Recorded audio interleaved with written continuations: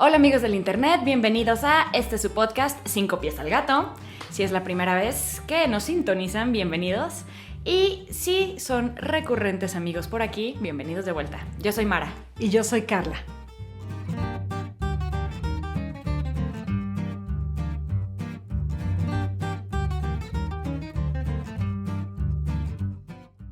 En esta ocasión, en la ley número 36 de las 48 leyes del poder de Robert Greene, el título es Menosprecie las cosas que no puede obtener, ignorarlas es la mejor de las venganzas.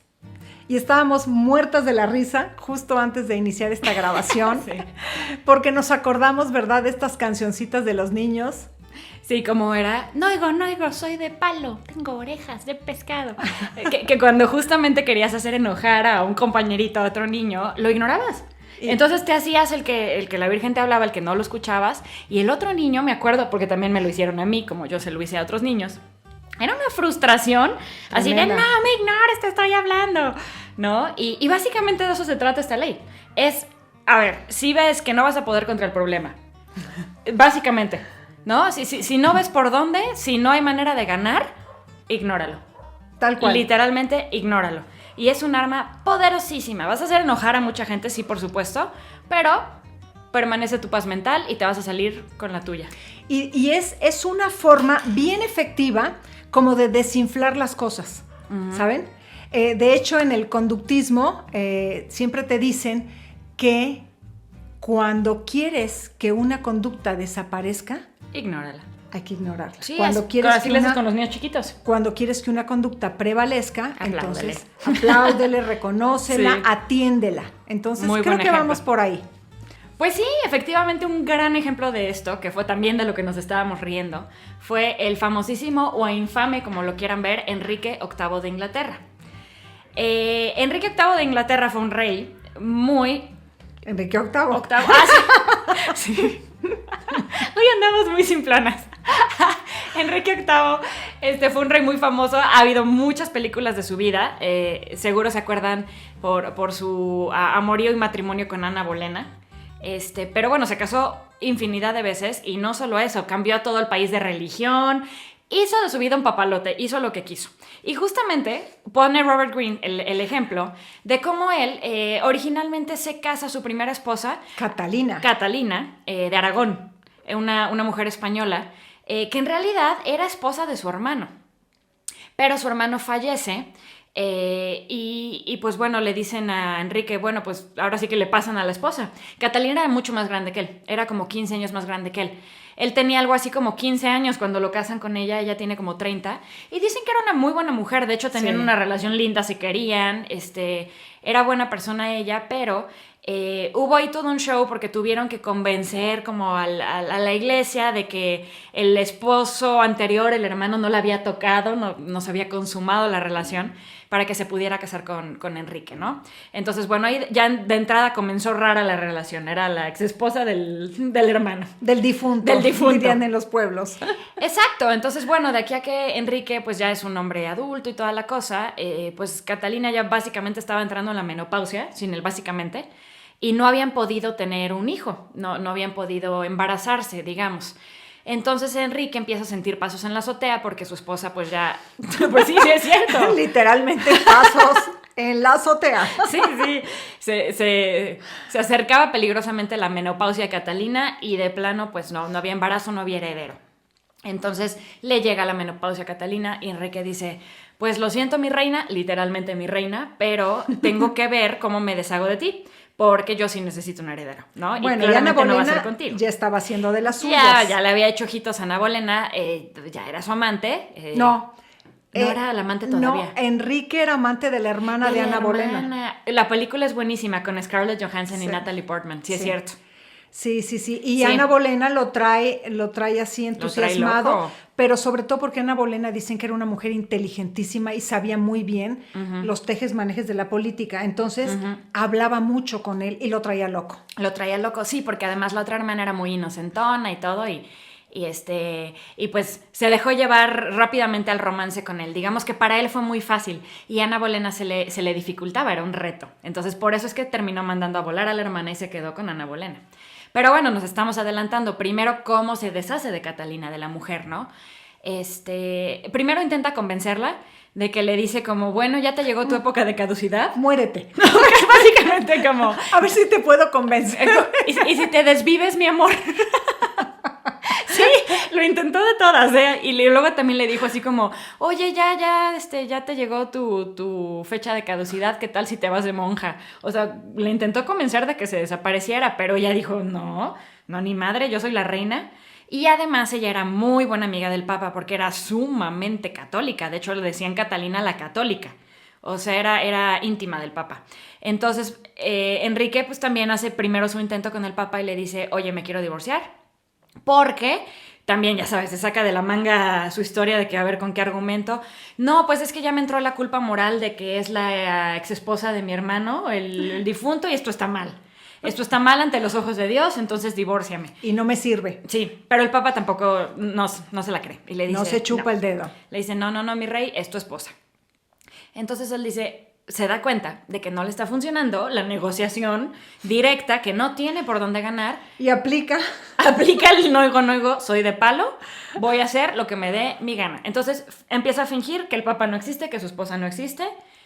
Y literalmente a la esposa como que la trepa en un carruaje y la manda a vivir a un castillo lejano y no le vuelve a hablar, no le vuelve a contestar una carta para él en su cabeza y le empieza a decir a todo el mundo, ya no es mi esposa.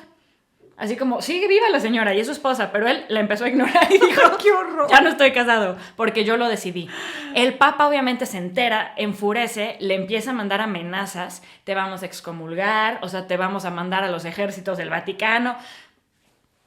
Sí, así como yo no escuché nada, yo soy feliz, miren mi nueva esposa, al grado de que dice, bueno, pues voy a hacer una nueva iglesia de Inglaterra y esta nueva iglesia va a declarar reina a Ana Bolena y todos somos felices de aquí en adelante.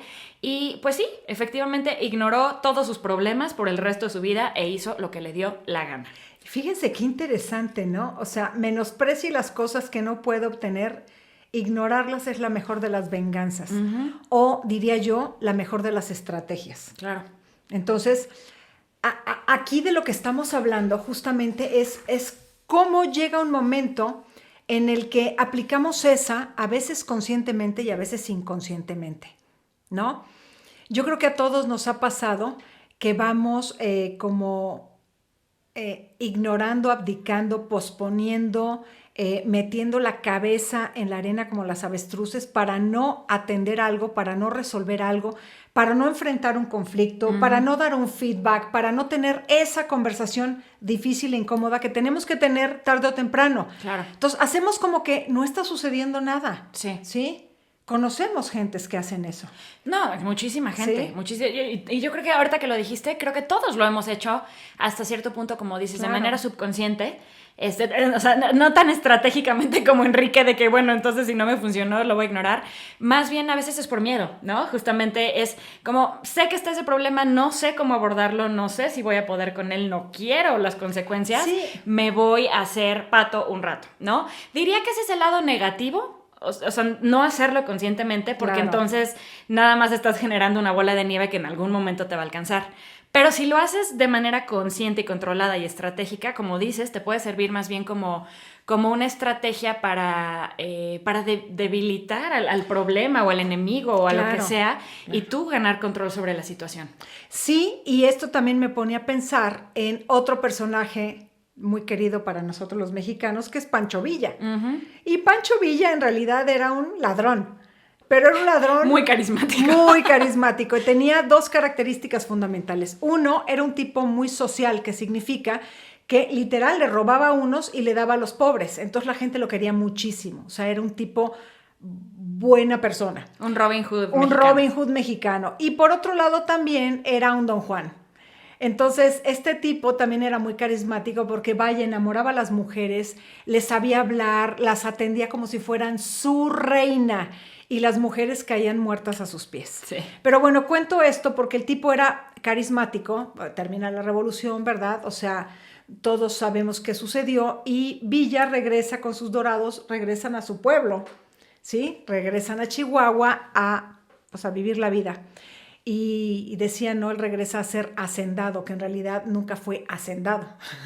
Pero termina, se va a su rancho y dicen que vuelve a las andadas de empezar a robar. Y es cuando se va y se mete a un pueblo del lado de Estados Unidos. Ah, sí. Bueno, no me dejarán mentir. Pues no es El Paso. No es El Paso, es Columbus, Nuevo México. Sí. Y entonces ataca el pueblo, lo roba y mata, ¿verdad? En la situación esta a 17 estadounidenses, entre soldados y civiles. Y en ese momento el presidente de Estados Unidos era Woodrow Wilson. Y bueno, muchos también de sus compatriotas eran admiradores de Villa como él. Y entonces él, la verdad es que no puede hacerse de la vista gorda por 2 motivos. Había matado a 17 estadounidenses y no podía dejar pasar eso. No, y claro. por otro lado lo empiezan a presionar fuertemente.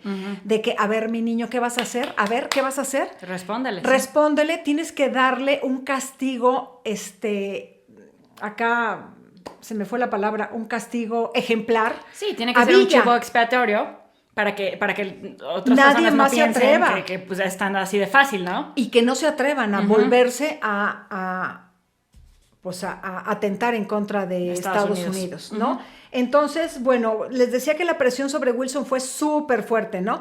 Y antes de un mes, el Congreso ya le había aprobado un montón de dinero, de gente, de soldados, etcétera, pero además el gobierno de Carranza le dio la aprobación, imagínense eso, para meterse a territorio nacional a corretear a Villa, porque resulta y sacarlo de las greñas. Sí, no, porque resulta que Villa ya se había convertido en una espinita en el zapato de Carranza, o sea, siempre lo fue y seguía haciéndolo. Entonces, bueno, se llamó la Expedición Punitiva. O sea, vamos a castigar a Villa, al niño Villa, ¿verdad? Entonces se meten, aquí ya saben los Estados Unidos, las fuerzas, ¿no? La cantidad de soldados, aviones, sí, literal, aviones. Ya había aviones. Claro, ya había aviones. Sí. Aviones, armas, un gentío. Dicen que entró un gentío. Y que entonces entran estos americanos, ¿verdad? Con toda la fuerza y toda la arrogancia también del poder, y llegan pues a Chihuahua, llegan a México y entonces dicen que ofrecen $50,000 que en ese si entonces alguien, era un dineral, sí. si alguien les decía dónde estaba Villa. Y la gente, que no es que estuviera muy contenta con Villa, porque se había vuelto de nuevo un ladrón, pero era Villa. Era Villa, sí. Y estos canijos llegaron con la arrogancia a meterse a su casa. Entonces la gente empieza a jugar con los soldados y los manda. Están en tal cerro.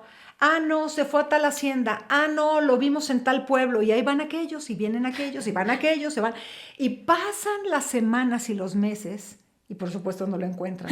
Sí, claro. Y cuentan, ¿verdad?, que Villa estaba en una cueva metido, curándose una herida de la revolución que le lastimaba mucho todavía. Está trepado en una montaña y dicen que desde la montaña veía cómo iban para un lado y para el otro, para un pueblo y para el otro, y nunca lo encontraron. Y terminaron saliendo de territorio nacional con la cola entre las patas, y entonces Carranza, para no quedar mal, les avienta a las fuerzas del ejército mexicano, que no era el ejército en ese entonces, pero se los avienta para que los saquen del país, y aquellos van cuidando la retaguardia con aviones y todo, porque entonces ahora ya temen que les den en la torre. Sí, que haya una invasión. Ok, entonces, ¿por qué les cuento toda esta historia interesante sobre Villa y la expedición punitiva? Porque, ¿verdad?, tiempo después, pues le dicen a Wilson, ¿no? Oye, ¿y valió la pena? Y dice, en realidad, yo lo que debí haber hecho es dejar pasar el tiempo, relacionado con el capítulo anterior, ¿verdad?, del manejo del tiempo. Sí. Yo debía haber dejado que el tiempo pasara, que esto se desinflara un poco, que a la opinión pública se le pasara, y después ponerme de acuerdo para que el gobierno mexicano me entregara a Villa. Y no hice eso, me dejé presionar. ¿Sí? Claro. Entonces yo debía haber ignorado, o al menos aplacado un poco los ánimos, y después actuar. Y no lo hizo. Claro. Sí, es que eso es cierto. O sea, muchas veces el ignorar un problema no es precisamente fingir que no existe, sino quitarle peso, quitarle urgencia, quitarle prontitud para, como se dice en inglés, de-escalating. ¿Sí? En español no estoy segura cómo se dice. Desescalar igual. Sí. Desescalar el problema un poquito, quitándole un poco de fuerza, ¿no? Y seriedad al asunto, porque entonces así le quitas también poder. regresando un poco a Villa, ¿sabes a dónde pensé que iba a ir todo esto de que Villa ignoraba las leyes? Me quedé pensando también en Enrique VIII porque se casaba con sus novias dicen que tenía una esposa por estado de la República Mexicana. Porque en ese entonces no es como que hubiera registro civil online en el que pudieran meterse a ver si este señor ya estaba casado en otro estado. Y no corrían amonestaciones en las iglesias, claro. ¿verdad? Entonces, claro que se sabía que moralmente y legalmente no te podías andar casando con quien quisieras por todos lados, pero lo ignoraba, se lo pasaba por el arco del triunfo y él formalizaba con todas sus novias en todos los estados y se encontraron después registros de sus múltiples esposas. ¡Qué barbaridad! ¡Qué barbaridad! Entonces, bueno. sí, en realidad de eso se trata este capítulo y creo que también platicábamos antes de comenzar a grabar que es bien doloroso cuando estás del otro lado, cuando tú eres el ignorado, ¿no? Porque ahorita estamos hablando de, bueno, tú cómo hacérselo a otras personas o a los problemas. Pero seguramente todos ustedes en casa les ha pasado alguna situación donde se sienten ignorados, donde no les están poniendo atención. Sí. Y es confuso, es doloroso, es como un pisotón al ego. Entonces, ya sea que la otra persona lo está haciendo a propósito o no lo está haciendo a propósito, pero se siente bien gacho, ¿no? Entonces, sí. hay que entender que es una herramienta poderosa y peligrosa. Y muy peligrosa. Uh-huh. Y hablando de eso, justamente, Robert Greene dice, cuando usted le presta atención a una persona, ambos se convierten en una especie de socios, pues cada uno se mueve al paso de las acciones y reacciones del otro. Uh-huh. En este proceso usted pierde su iniciativa. Es una dinámica propia de toda interacción. Al reconocer la presencia del otro, aunque solo sea para luchar contra él, usted se expone a la influencia de este individuo. Sin embargo, la indiferencia, y de hecho por ahí hay una canción creo que decía, pégame, mátame, pero no me ignores. Ah, sí. Así de fuerte es esto. Sí, sí. La indiferencia es tan fuerte que genera reacciones muy violentas. Uh-huh. Entonces, ¿cuántos asesinatos y cuántos crímenes pasionales hemos leído, hemos sabido, porque la persona siente que el otro ya no la ve, claro. Que el otro no le hace caso, no uh-huh. la ama, no la atiende, no la cuida, etcétera, ¿no? Claro. De hecho, hay una cuentan por ahí, ¿verdad?, que en una isla de las islas del sur, en la Polinesia, una pequeña islita, vivían de la pesca y bueno, los hombres de la familia salían temprano por la mañana y a veces no regresaban en días, sin semanas incluso, uh-huh. y algunos nunca regresaban. Entonces dicen que las mujeres del pueblo sufrían tremendamente, los hijos, se morían los hombres de la familia, los padres, los esposos, y que llegó un momento en que aplicaron algo súper fuerte, uh-huh. que era que cuando un bebé nacía, jamás lo miraban a los ojos. ¡Ay, qué horror! ¡Qué horror! Sí. Está documentado, sí. Es un estudio que está documentado. La mamá, cuando estaba amamantando al bebé, ¿era indiferente? Nunca lo miraba a los uh-huh. ojos y era indiferencia controlada, le llamaban. Entonces nunca. Pero para no generar vínculo. Para no generar vínculo emocional y que si ese niño, cuando creciera un poco y saliera al mar como el padre y se moría, no sintieran tan fuerte. ¡Ay, qué horror! Imagínense qué tremendo. Sí. A mí ese estudio así me parte el corazón. Pues sí. Y es justo el impacto de la indiferencia. Sí, digo, gracias a esos estudios sociales, ¿no? Porque en realidad para ellos no fue un estudio, ahora sí que fue una estrategia de supervivencia, me imagino, claro. Pero gracias a eso sabemos muchísimo de la naturaleza humana, que es de lo que estamos hablando aquí justamente. Así es. Entonces, bueno, ahora sí que con eso los dejamos el día de hoy. Súper interesante el tema, me pareció un abordaje distinto, refrescante a esta estrategia. Y pues bueno, por favor, no nos ignoren, regálenos un like, regálenos un suscribir si no lo han hecho todavía, comentarios, nos encanta ahí leerlos, sus pensamientos, qué les pareció, qué les movió y nos vemos bien pronto. Muchísimas gracias. Gracias, hasta luego. Hasta luego.